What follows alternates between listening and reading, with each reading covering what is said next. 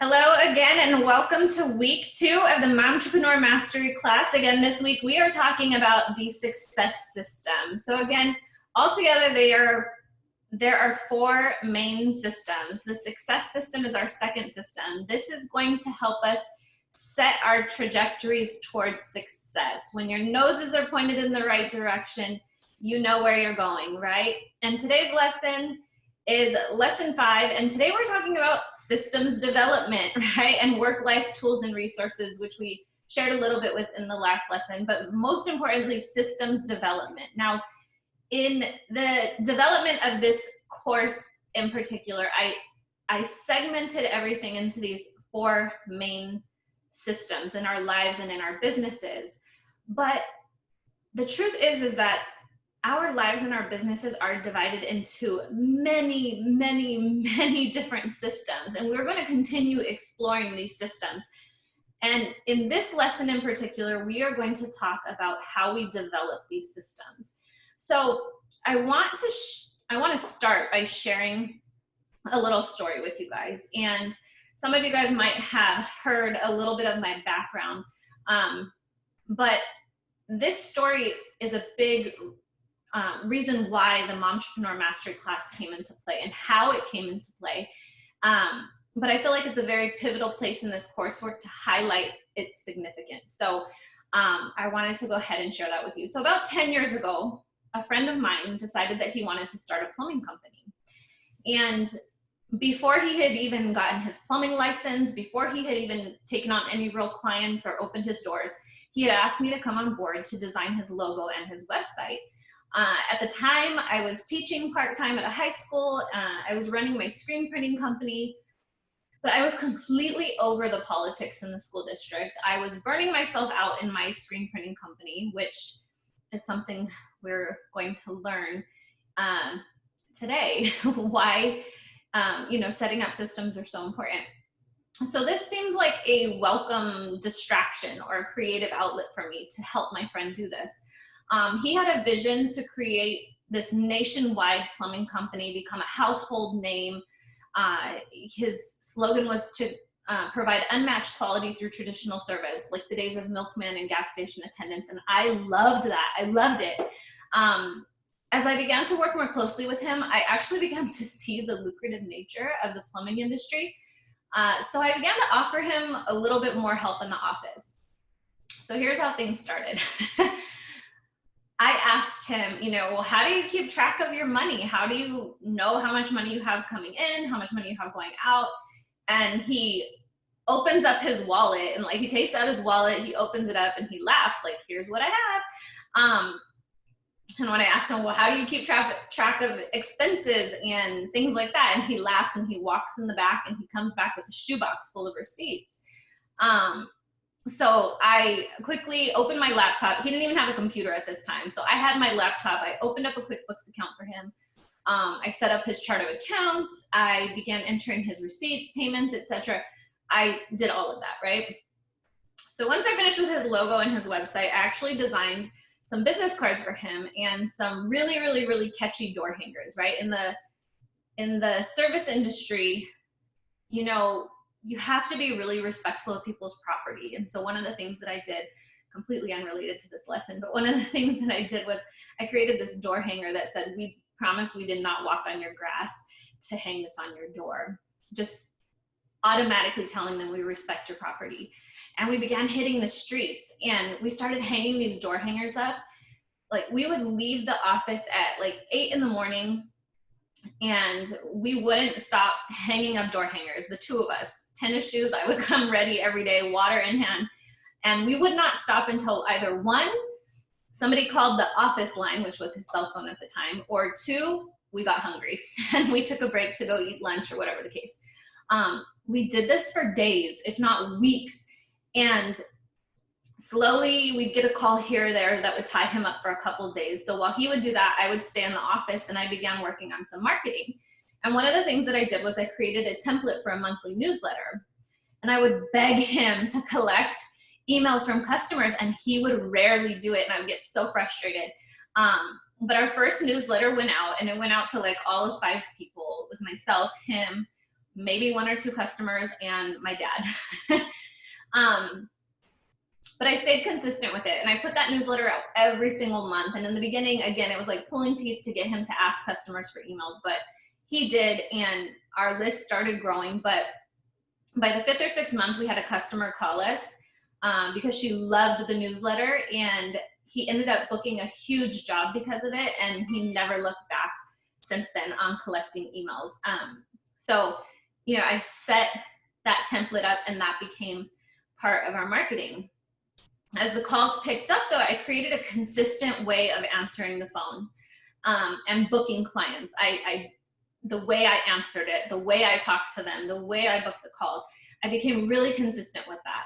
I created this board. We had this like magnetized or magnetic dry erase board, and I would write down the calls, and I would put them in the order of the days and the times that he would be running those calls. And I would notify the customers within the time frame that he would be coming, his status. I would update them regularly throughout the day. So our customer service started getting its legs. Fast forward about 2 years from then, we hired our first technician. And when we brought him on board, I created an employee manual and organized a way to like easily onboard more employees, because if any of you guys know, the legal paperwork behind hiring an employee is ridiculous, but thankfully you have me, and we're here to work together when you get to that point. But I set up payroll. I set up a way to keep track of it. I set up a code of ethics. I set up a code of conduct. I set up, tracking forms, because we had to provide them with cell phones, and things that were just plain out expected from every technician and every employee, like collecting emails from customers. I trained my technicians how not to sell. I trained them on the process behind the sales, the psychology behind the sales, which is something that I learned from working in the cell phone industry many years ago. I was trained as a upper level manager in sales, and it was something that has stuck with me, and I'm so grateful for that experience. But I trained them how to talk to customers, how to build rapport, how to offer just a world-class experience, because something that we're going to talk about next week is you have to create an experience over an expense. And I'm sorry, we're going to talk about it in week 4. But the company grew. It continued to grow. And in 5 short years, we took that company from nothing but this idea to a 7-figure, highly profitable corporation with 12 amazing employees and a customer list that absolutely loved us. I would actually joke and say that I did everything there except the plumbing, but if I needed to, I could do that too. It was great. It was awesome. But things changed. It got overwhelming for him, as businesses do as they grow. But his vision changed, and he didn't communicate it. So friction began to grow in between us, and instead of ruin a friendship, I decided to walk away. At the time, my business had started growing, which in between then I had sold the screen printing company. I learned a lot of lessons, but Gloria's Garden started picking up. And so I just ran with that. But when I walked away, at first it was pretty bad. He was really upset with my departure, and I was bitter and I was upset. And that's super hard to admit, because bitterness doesn't do anything for you. Holding a grudge doesn't do anything. But I had worked so hard at helping him build this company, helping him build his dream, just helping him create something so amazing. And it just wasn't what he wanted anymore. And I thought when I left, I was sure that this company was going to crumble to the ground. I was sure of it. I did everything there. So that week after I left, I asked myself, how did I help this company get to such great heights? What things did I feel that I did so well that allowed it to grow and prosper so quickly? And I actually created a note on my phone, and I want to share that with you guys. So give me 1 second.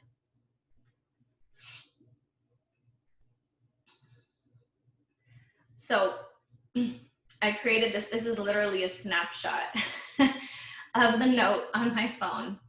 That I helped start DCP with these key points. And the first 3 things were, I helped him clarify his idea. He had the passion, but I wanted to make sure the intent was good. I helped him create his own sound personal financial situation. The guy had like no sense of his personal finances. And at the time, part of the reason why my first company, the screen printing company, also didn't do too well was because my personal financial situation was not in good shape. And so when I sold that company at that transitional time, I was actually thrown into a financial class, which we are going to talk all about next week, which is going to be fun. But I helped him get his personal finances in order, make sure that he understood financial literacy and those type of things. And the third thing was we clarified the vision, the mission, the goals, and our action behind them. But besides all that, which is sort of like preliminary stuff, this is what I felt like I did so well. I helped him create that strong logo or brand, that professional website, a shoe leather marketing piece, an amazing customer service experience. We built our solid service. I helped him set up proper accounting practices. We worked on pricing for profit, which was like an entire month-long thing when it came to the plumbing industry and all of the services that are provided.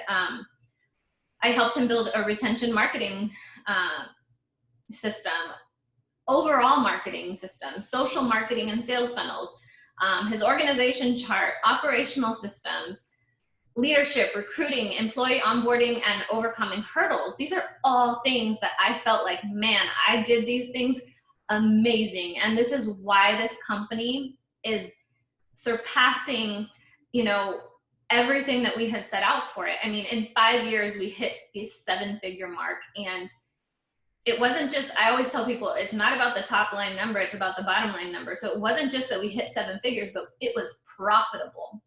There was money going back into the business. And that was what was even more important to me. But after I wrote that note, about a week or so after leaving the company, I realized something so extremely important. I realized something monumental, not only to my business, but to my life. His business was not going to crumble. His business was going to survive just fine without me. And there was one single underlying reason for this. It was all these things that I had written down. These are systems. These are the business systems that I set up for that business, and they are what is going to keep that company alive. So you see, when I set up his QuickBooks account, what I didn't realize was I set up his QuickBooks account, his chart of account for the company, and the process that I used to pay bills, enter receipts and payments. I had set up an accounting system for him. When I set up that newsletter template and the way to collect customer emails, I had set up a marketing system for him. And it's really funny because it's the same marketing system that they still use today, my same template and everything, which is awesome. I think it's great, but it's their marketing system. When I created a consistent way to answer the phones and book calls, and the board that I set up to keep track of calls and notify customers, even though it advanced even before I left, we switched to a more tech-savvy version. I had created our customer service system, right? And so on and so forth. So creating all of these additional systems like HR, payroll, employee onboarding, sales, training, I built all those systems. And those systems are what grew and sustained the company while I was there. And they are what have continued to sustain the company since my departure. I can't say, where they are now, but the company is definitely still alive and ticking, and I'm grateful to say that I'm still friends with him. But I share this story so often because of how important it is to be reminded of the power of systems within our businesses. What's best is I took that note and, like a blueprint, I followed those systems and I built my own company around them. And over the past 5 years, I've grown my company to surpass the 6-figure mark and working towards that 7-figure mark. But I did it with kids. Something that neither of us had before. And something that makes the Momtrepreneur Mastery class so different is we are a different breed. And we're having to do this with our kids in tow, doing everything that moms have to do along the way, as well as try to build our businesses. So what really makes building systems in our businesses so important? And to explain that, I'm going to go back to my slide here. The first thing is by putting these systems in place, they are going to help you grow your business. Yes, you can grow your business by yourself, but understand it's like running on a treadmill. You're the only one doing it. But if the treadmill is a system and you build the treadmill, somebody else can run on it. You can grow, right? You can add another treadmill. So it allows you to grow your business. It allows you to sustain your business. So if you had to step away for a minute, it allows those treadmills to keep running without you. Setting up systems in your business ensures consistency, right? It makes sure things act accordingly every single time. It improves efficiency. It makes things work more efficiently through your business, which, as we all know, can help you reduce costs and help you build revenue, which is the fifth reason. It allows you to set and meet expectations not only for customers, but for employees as well. By setting up systems, something that what I didn't realize until after a lot of systems were set up, it makes you a lot more aware of the strengths and weaknesses, not only of yourself, of other employees, but also of the company. So it highlights those strengths and weaknesses. It allows for an environment for employees to thrive. It really makes it where employees feel like they can grow and they can thrive. It allows for an environment for you to think, create, and plan strategically. You put yourself in that do quadrant that we spoke about, Stephen Covey's quadrants. It helps put you in that do quadrant. And last but not least, probably one of the most important, it saves you time and hassle and headaches in the future. Setting up systems creates this ease of mind that you will never know until you get there. Okay? So, but I think this is a good place also to note the difference between a system and a goal, because now we've talked about goals too, right? And here we're talking about systems. And I think the author Scott Adams explained it best in his book, How to Fail at Almost Everything and Still Win Big. He says, a goal is a specific objective that you either achieve or don't achieve sometime in the future, right? A system is something you do on a regular basis that improves your odds of happiness in the long run. If you do something every day, it's a system. If you're waiting to achieve something in someday, it's a future goal. As we had mentioned before, goals are great for setting direction for us, but the systems are what allows us to make progress and continue it far after the goal is achieved. Systems provide a type of structure in your life or a routine that help keeps you on track to getting things done. They beat taking single shots at things all day long and hoping to get something done, right? There's one other really awesome thing about systems though. And I used to laugh and joke and say, man, if I ran my life the way I ran my business, life would be so much easier. Well, duh. What is so awesome about systems is that they don't have to be just for business.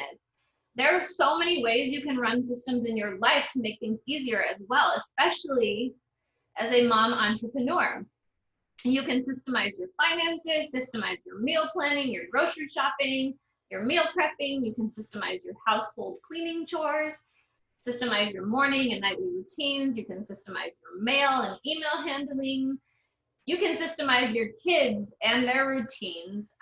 And a quick side note about kids and routines, which we talked about in the last video, you know, we set those routines. We set the bar for our kids. So one of the things that I did for my 6-year-old is every year when school starts or when we're starting a new thing, like maybe we're starting a new sport or like I said, school or anything, I have one of those like teacher charts with the, it's like plastic and you put the cards in it. And I create cards for his routine. And this is your routine. When you get home, you put your backpack where it belongs, you put your shoes where they belong, you can grab a snack, you know, here's what you do. And we probably use those cards for all of 2 weeks before he gets it. And then after that, he just goes with the flow.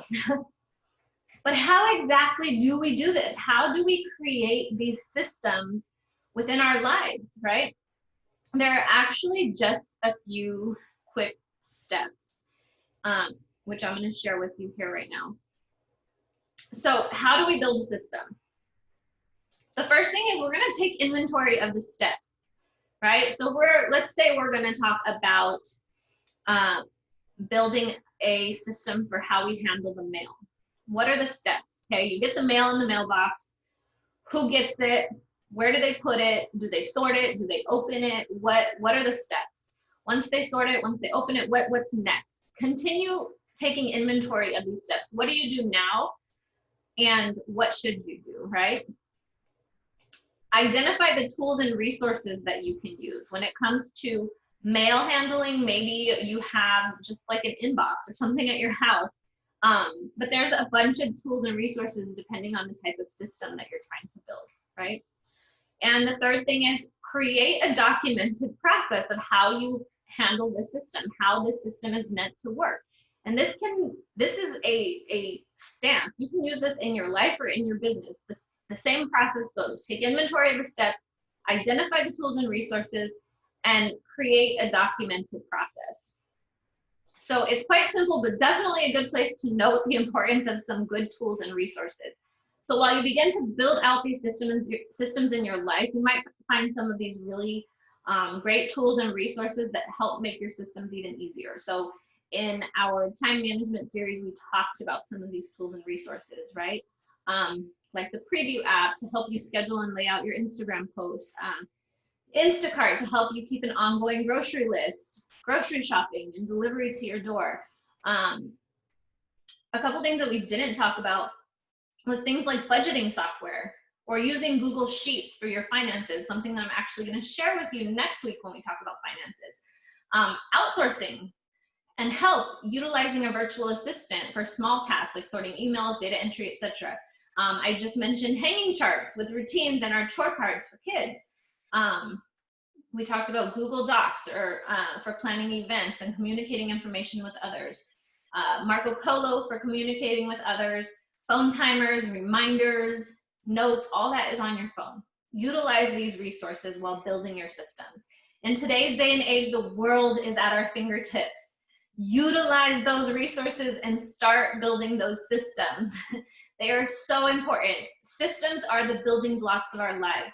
It is why and how I created the Momtrepreneur Mastery class with these 4 main systems. And we're going to continue to build out systems in our lives and in our businesses throughout the next couple of weeks. So today, assignment number 1, we know that systems are the absolute key to building your business and the life of your dreams. So take about 10 to 15 minutes. Think of your business in the future, maybe 5 to 10 years from now. And do a quick brainstorm of the systems you think you will need to have in place. Now, in a quick bullet point fashion, write down a few components or microsystems that you will have to build to make each of those systems. Here's an example. So in business, I'm creating a customer service system. How do I answer the phones? This is our phone answering system. How do I respond to customer emails and messages? This is our customer correspondence system. How do I keep customers updated on their orders or services? This is our customer updating system. How do I follow up with customers? Our customer follow-up system. How do I ask customers for reviews? People, they're not going to give them to you unless you ask for it. So how do you ask for it? This is your customer review system.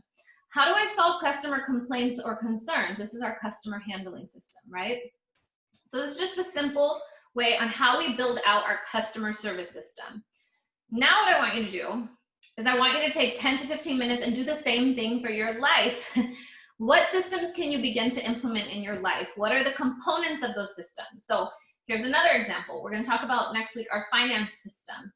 How do I pay the bills? This is your bill pay system. How do I sort and file paperwork? This is our filing system. How do I manage my sinking funds accounts? Something we're going to talk about next week. That's your sinking funds system. How do I manage irregular bills? This is your irregular bill pay system. A little time spent now writing this all out will save you so much time and hassles and headaches later, and provide you with the immense benefits that we mentioned here today. Okay, so that was assignment number 1, but I do have a second assignment for you, because we are going to utilize the resources at our fingertips. So last time we talked about the tools or resources that you use to help you manage time or best utilize your time. So today I want to talk to you about the tools or resources that we use to help us build systems, which a lot of them might be the same, but I want you to get on Slack and add to it. If you think of something new, I want you to add at least 1 to 2 other things that we can use to implement it, or that you already use to implement building systems. All right, well, thank you guys so much. Again, this is lesson 5. Once you're done here, go ahead and head on over to lesson 6, and we shall talk soon. Bye.